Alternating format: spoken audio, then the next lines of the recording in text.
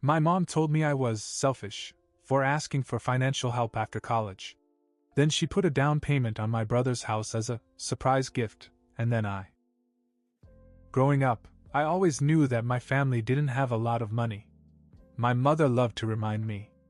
"We've worked hard for what little we have," she'd say. "If you want something, you better be willing to work for it." And I believed her. I didn't ask for handouts, even when things got tough. By the time I got to college, I was running on fumes. Between full-time classes and juggling 2 part-time jobs, I was barely scraping by. Some nights I'd skip meals just to stretch my budget another day.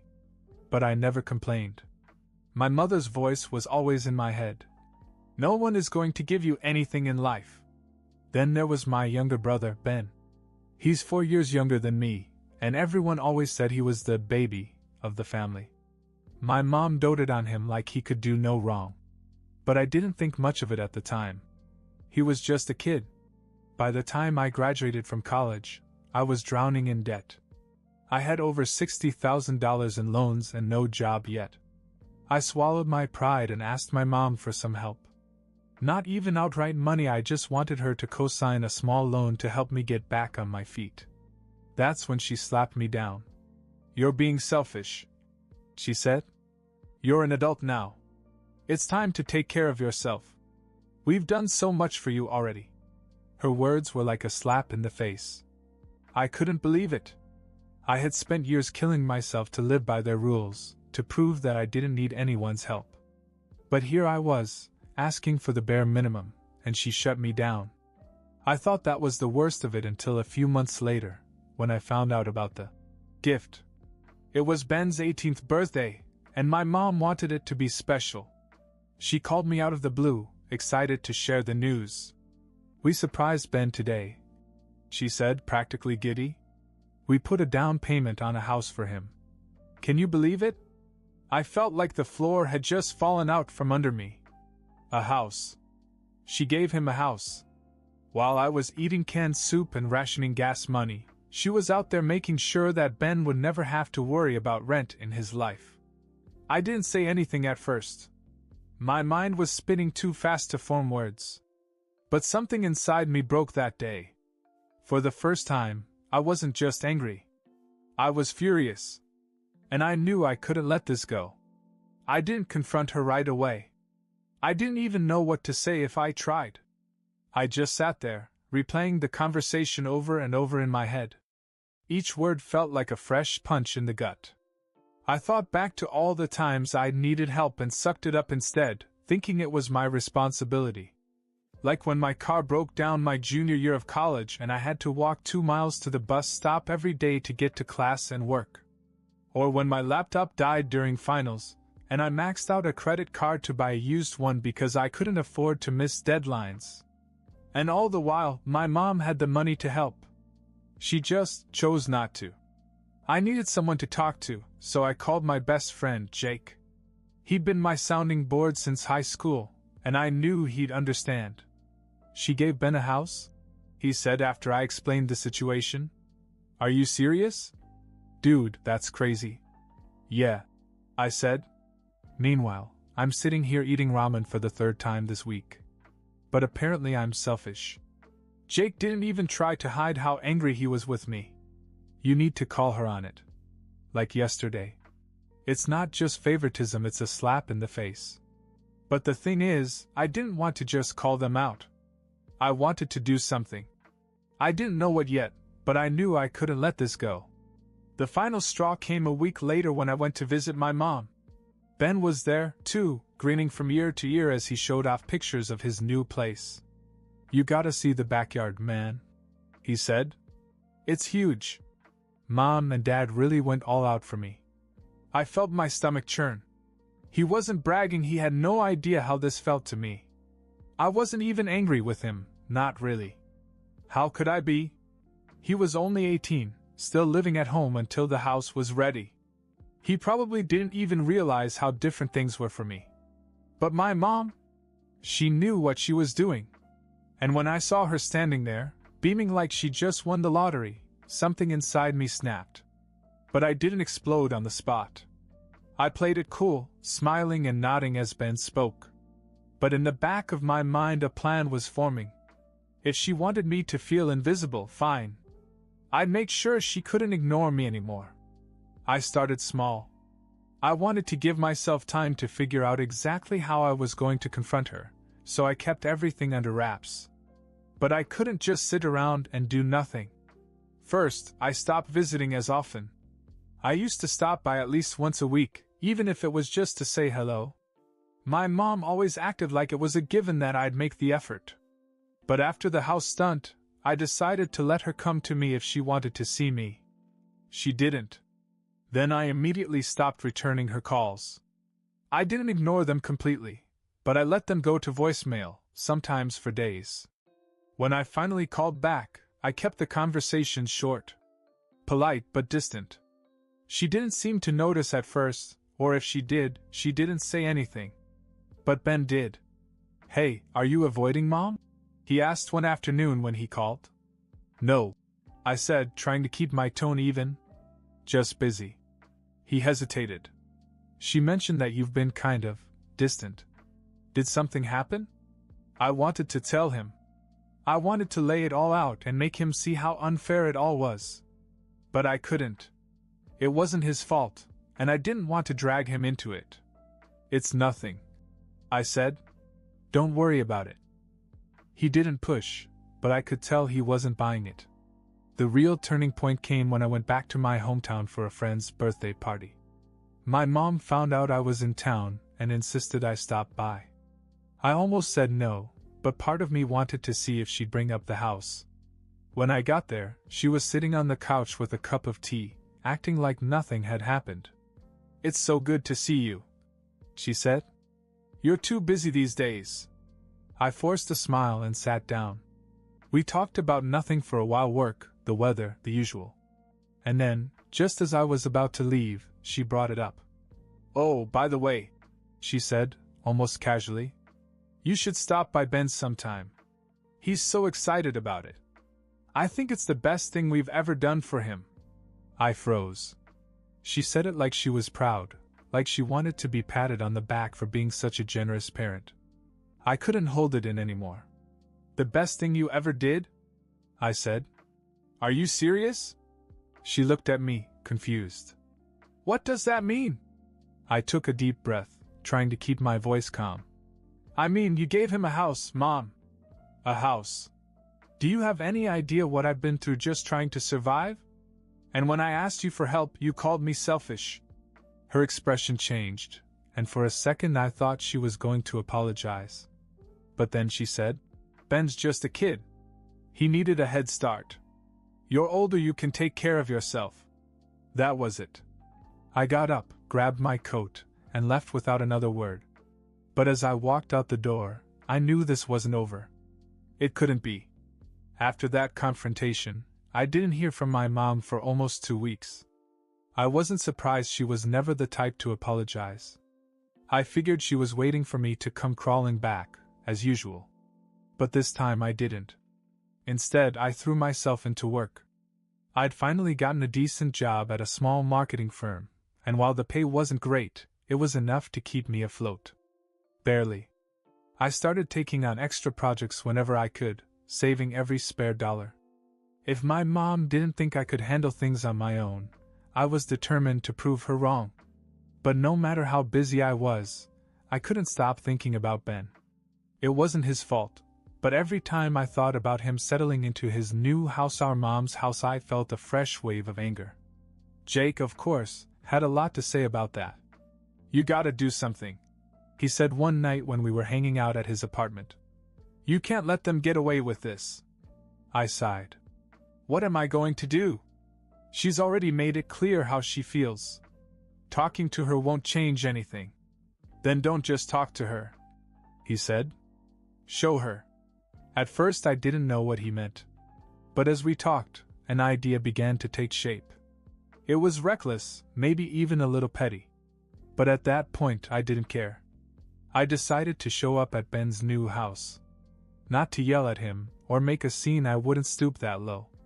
But I wanted to see it for myself, to understand exactly what my mother had given him. When I pulled up to the address, I couldn't believe my eyes. It wasn't just a little starter house like I'd imagined. It was a 2-story house in a nice neighborhood, complete with a freshly manicured lawn and a driveway big enough for 2 cars. I sat in my car for a minute, trying to process it. This wasn't just a head start. This was a life handed to him on a silver platter.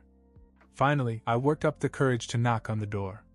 Ben answered, looking surprised but happy to see me. "Hey! I didn't know you were coming by," he said. "Come on in." I stepped inside and took it all in. The place was fully furnished, with new appliances and even a big flat-screen TV in the living room. It was nicer than any place I'd ever lived.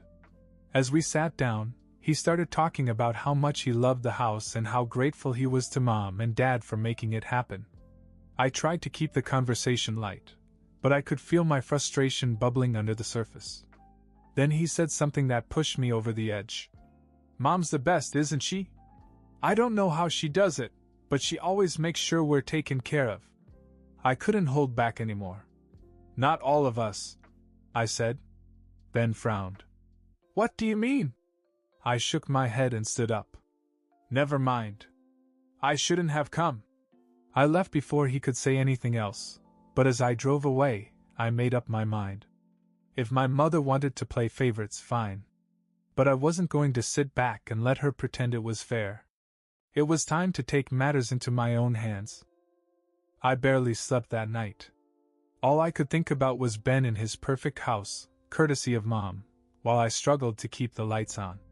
The bitterness wouldn't leave me alone. The next morning I got a text from my cousin Amanda. "So your mom bought Ben a house? That's wild." I wasn't even surprised that she already knew. News traveled fast in our family. "Yeah," I replied. Meanwhile, I'd been scraping by for years, and she called me selfish for asking for help once. Amanda, never one to keep quiet, made sure the rest of the family heard about it. In the afternoon, my Aunt Lisa called. "Your mom's always been like this," she said. "But a house? That's a new level." Then, out of nowhere, my mom's boyfriend, Richard, called me. "Do you know how bad this makes me look?" he asked. "I've been struggling with my own bills, and she told me she couldn't help. Now she's buying houses?" I didn't know what to say. Richard wasn't someone I talked to often, but it was clear he was fed up. The family gossip and Richard's complaints pushed me over the edge. I decided to put it out there. I made a public post, vaguely detailing the years I'd struggled while my mother refused to help, only to see her turn around and give my brother a house. It didn't take long for the post to blow up. People messaged me asking if it was true. Some relatives were supportive, others not so much. By the evening, my phone was exploding. My mother had called 6 times, leaving angry voicemails about how I was dragging her through the mud. I didn't respond. Instead, I sent her a text message. "You've made it clear where I stand.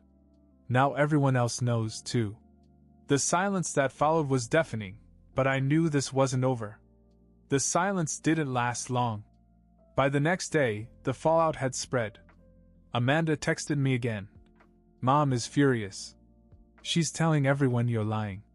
She says you're trying to make her look bad because you're jealous of Ben." I couldn't believe it. Instead of addressing what she'd done, my mom doubled down and made me the bad guy. Then Ben called. He sounded hesitant, like he wasn't even sure he should be talking to me. "Mom's really upset," he began. "She says you're blowing everything out of proportion." "Oh, really?" I said. "Is it blowing things out of proportion to point out that she's paying for your house while I'm drowning in debt?" Ben didn't answer right away. I could tell he didn't know how to handle it. "I didn't ask for the house," he finally said. "She just did. I didn't even know she was planning to." "I don't blame you," I said. "But do you understand how messed up this is? She acts like I don't exist, like everything I've been through doesn't matter." Ben was silent for a moment. "I don't know what to say," he admitted. "I didn't realize it was that bad for you." "It's not about you," I said. "It's about her and the way she plays favorites. You're not the problem, Ben, she is. He didn't argue, but I could tell he was uncomfortable. Before we hung up, he said, I'll talk to her. Maybe I can get her to see your point of view. I didn't hold my breath. That evening, my mother finally broke her silence with a long, angry text message. How dare you publicize our family's private business like that? Do you have any idea how hard I've worked for this family? You're ungrateful and spiteful, and I don't deserve this from my own child. I stared at the note, my hands shaking. She still didn't get it. This wasn't about gratitude, it was about fairness. Instead of replying, I sent her a text. You taught me that I have to earn everything. Why doesn't Ben? She didn't respond. But later that night, Amanda called me. You're not going to believe this, she said. Mom has been telling people that she gave Ben the house because you could not be trusted with money. She's trying to make it sound like she didn't help you because you're irresponsible. I felt my stomach churn. I'd never missed a rent payment, never defaulted on a loan, never asked for more than a little support when I needed it most. And now she was trying to make me out to be the problem. It was clear that she wasn't just angry, she was trying to save face, no matter how much damage it did to me. I realized then that this wasn't just a fight about money. It was about control, about her needing to be the one to decide who deserved help and who didn't. And I wasn't going to let her keep rewriting history. Over the next few days, the family drama reached new heights. Amanda kept me up to date, and each new piece of gossip made me angrier. My mom seemed to be in damage control mode, calling relatives one by one and feeding them her version of the story. She said you were always difficult, Amanda told me, and that she only helped Ben because he was responsible. It was ridiculous. Responsible? Ben was 18 and had never held a real job in his life. Meanwhile, I'd been hustling since I was 15, trying to keep my head above water. But the more I thought about it, the more I realized that my mom didn't care about responsibility. She cared about appearances. Her boyfriend, Richard, wasn't exactly helping her case. Amanda said he'd been complaining to people about how my mom ignored his financial problems to focus on Ben. He tells anyone who will listen that she's out of touch, Amanda said. It's kind of hilarious, really.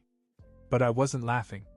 I felt like I was being dragged into a war I didn't want to fight.